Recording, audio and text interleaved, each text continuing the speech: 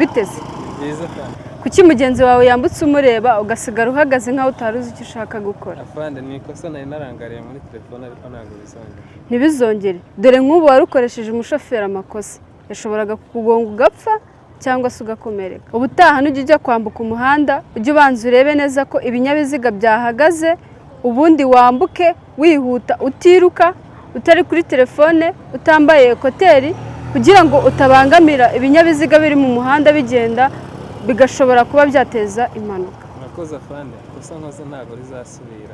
Munyamaguru, zirikana ko umutekano wo mu muhanda ari inshingano zawe. Gerayo amahoro.